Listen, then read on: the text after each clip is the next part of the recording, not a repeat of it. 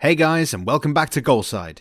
Before we begin, don't forget to participate in our lottery and stand a chance to win a $100 Amazon gift card. All you have to do is like our video, subscribe to our channel, and write the hidden message you'll find later in the video in the comments. Good luck, and may the odds be forever in your favour. In this day and age when it is really hard to find a player who can match the goal-scoring exploits and fan engagement of the likes of Cristiano Ronaldo and Lionel Messi, Egypt international Mohamed Salah is a unique exception. The mercurial forward has been literally plundering goals for fun in England for the past 3 years, and is one of the reasons behind Liverpool's heartwarming return to the top of English football. The Reds are on course to winning their first ever English Premier League title, and once Jordan Henderson gets to lift the much coveted trophy, Salah would always be considered as one of those many players who played a huge role in making the Merseysiders deserving Premier League champions. Off the field, Salah is a man who's breaking down all barriers and enjoys a cult status not just among the Liverpool fans, but also those who simply love the game, regardless of which team they support. However, life was never easy for the 27-year-old when he took his first steps towards becoming a professional football player. Born in Egypt on June 15, 1992, Salah was never really keen on studying hard and getting a good job. The then precocious talent already knew that he would want to forge a path in football, and eventually convinced his parents to allow him to focus on football. After seeing his talent, scouts from El Moukawloun soon invited Salah to train at the club's facilities.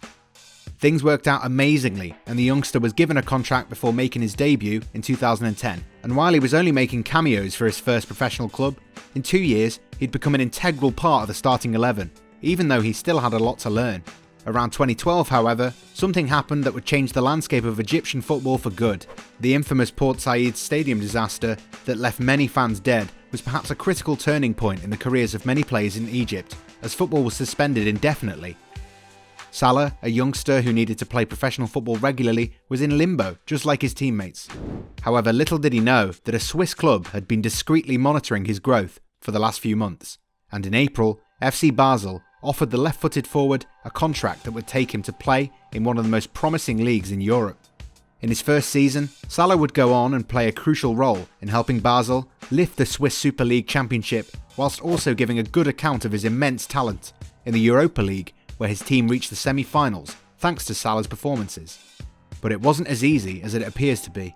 In fact, former Basel assistant coach Heiko Vogel said that the Egyptian initially struggled to adjust to the European way of football, and at one point, his performances in training left coaches wondering if the club had made the right call to sign him. He wasn't nervous, he was confident. It was a new world for him. He had to acclimatise in the truest sense of the word.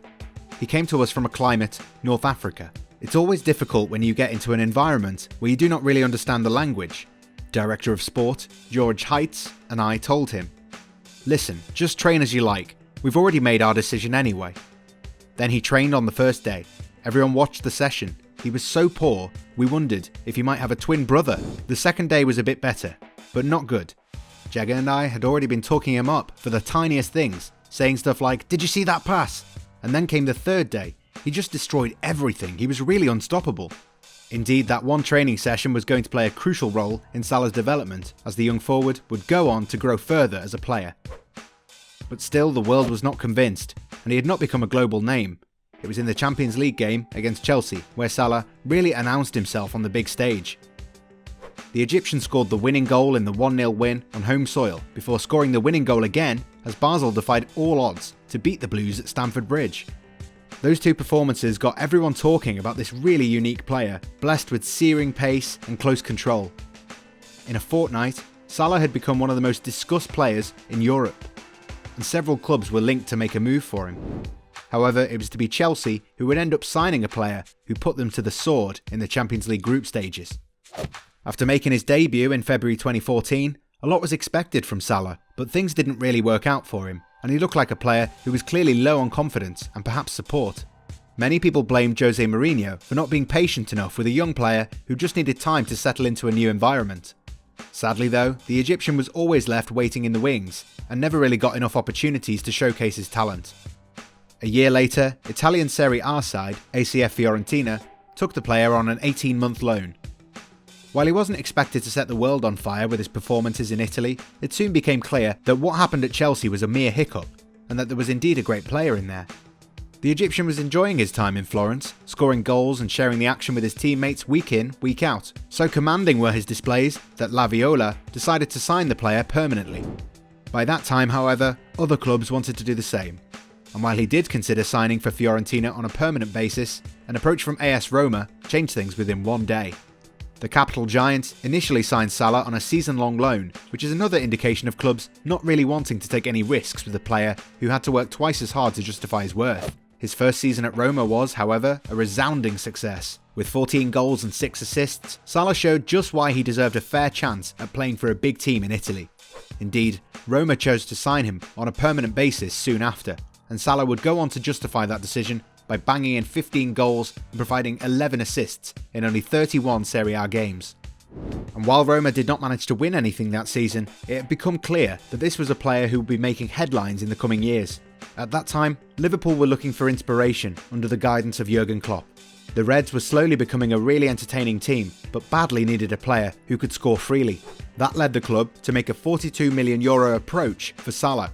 Despite realising his potential in Italy, skeptics still felt that the residents of Anfield had taken a huge risk to sign a player who failed to live up to expectations at Chelsea.